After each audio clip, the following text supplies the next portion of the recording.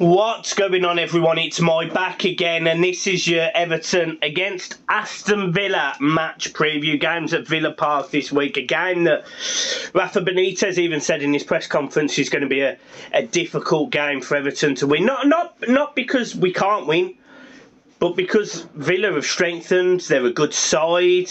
They've got strikers who can score goals. They've got players who have the capability to rip a team open. They've got really good wingers.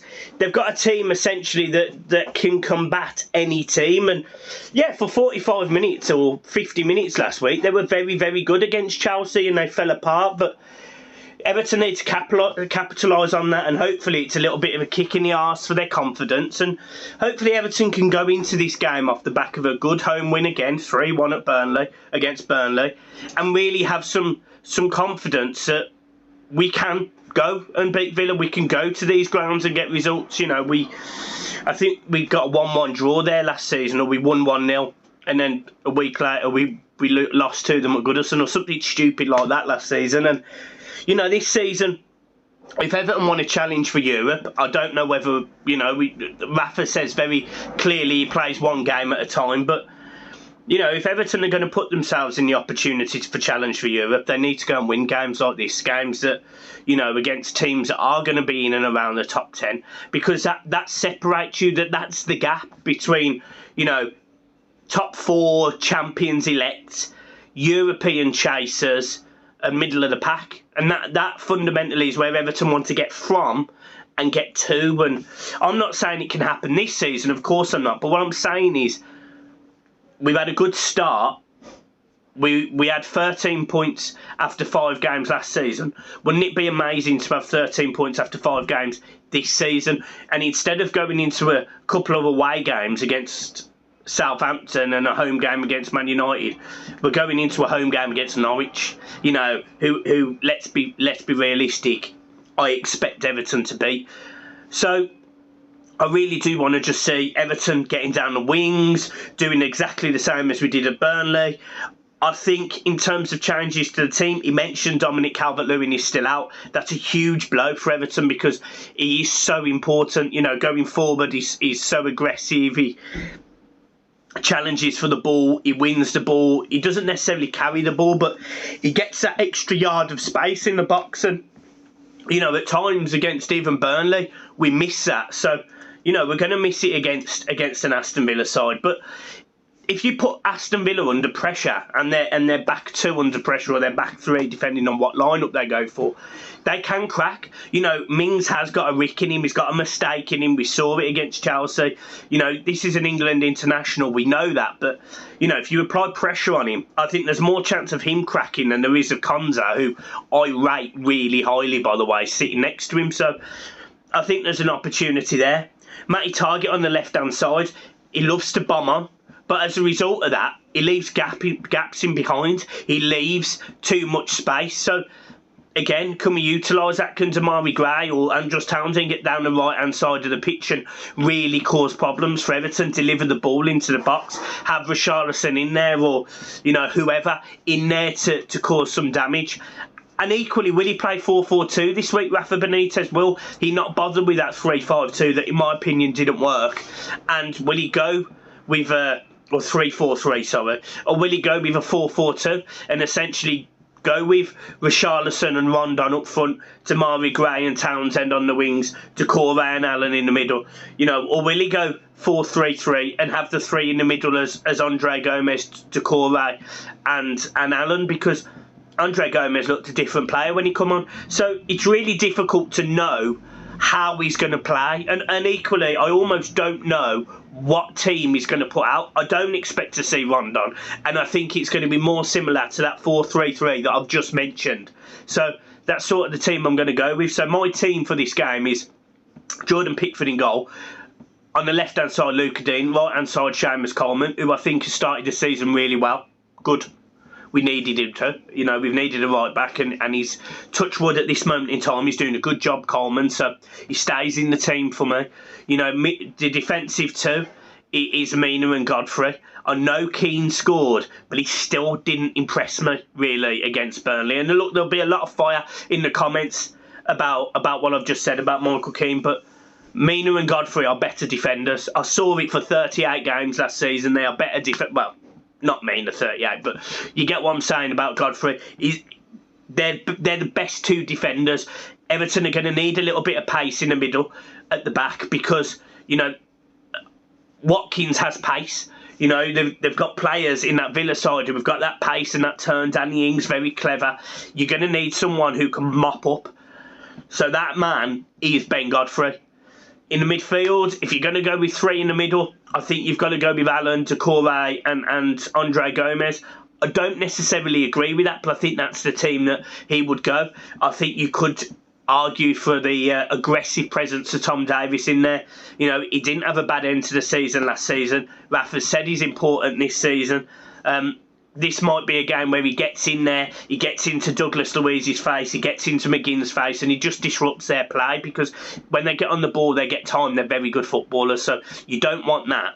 So, you know, if he's going to be in the legs in the middle of the park that's going to stop that, it allows Doucouré to join the front three, which would be Andros Townsend or Damari Gray left and right, whichever their preference is, and Richarlison up front. I want to see Richarlison score. This is a big game for Richarlison, in my opinion. He had a bit of a meltdown against Brighton. He had a bit of a meltdown at home against Burnley. I want to see him doing well against a tough Aston Villa side and working through the channels. We know he works hard. That's not an issue.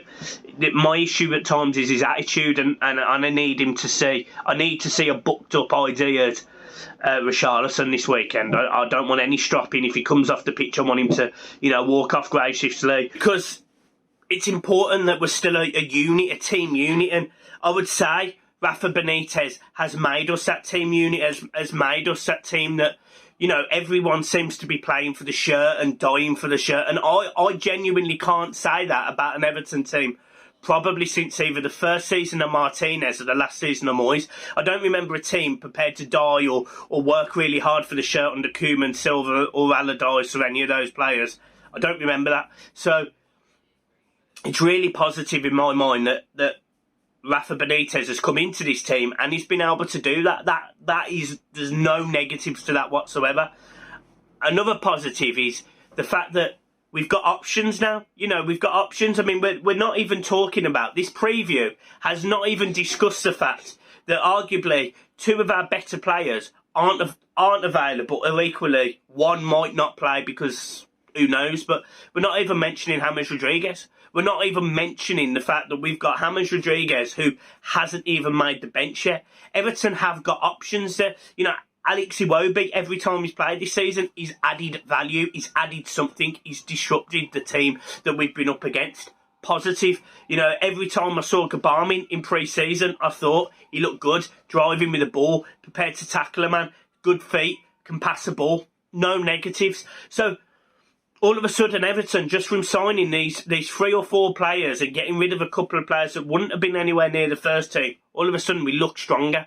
And that's positive. So I really do expect a tough game. I think Villa are going to set up to be strong. I think they're a good side, Villa. I think there's no getting around the fact that Villa are a good side, and they've got pace, they've got good defenders, they've got good ball players, they've got a good goalkeeper. You know, Villa have got a very good side. And going to Villa Park is a difficult ask. Everton don't necessarily have a great record at Villa Park. So, look, I'm going to predict a 1-1. I would love to say Everton win, and we are very capable of winning. We truly are very capable of winning.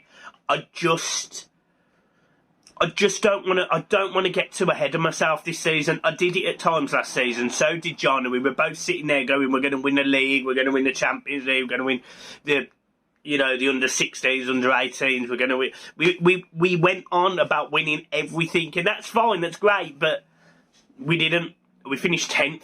We fell apart. I don't want that this season, so I'm just being cautious. I'm going for a 1-1. I'm going for a Richarlison goal. I think Villa score first. I worry about balls coming into our box because our defending from balls coming into our box has been atrocious, and every single time it's been Michael Keane in the middle of it, in the middle of the 6-yard box. And I know there'll be Michael Keane fans that are going, "Oh, you're digging him out." This is also the same Michael Keane that pops up and scores a header. So I'm not saying Michael Keane's a bad footballer. I'm just saying at this moment in time, whatever they're doing in defending isn't quite working. But that can come in time. Michael Keane, I'm sure, will get better under Rafa Benitez, as I am sure most Everton players will get better under Rafa Benitez because he seems to have that ability. So no negatives to that. I just think at this moment in time, Everton are susceptible to a ball into the box. And when you've got two good strikers in Danny Ings and Ollie Watkins, there's no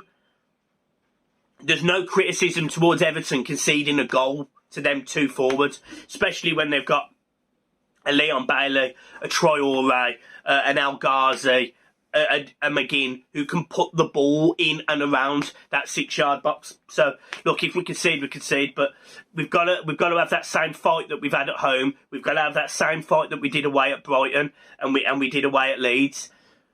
Again, conceding silly goals at Leeds, we don't want that. We need to go win the game or get a good point and come back to Goodison and take 3 off Norwich, and then we've got an even bigger test, which is, I think, it's Man United away. So, look, I'm leaving it there, guys. Thank you ever so much for listening. It's been a pleasure recording, as always. This is your Everton against Villa match preview.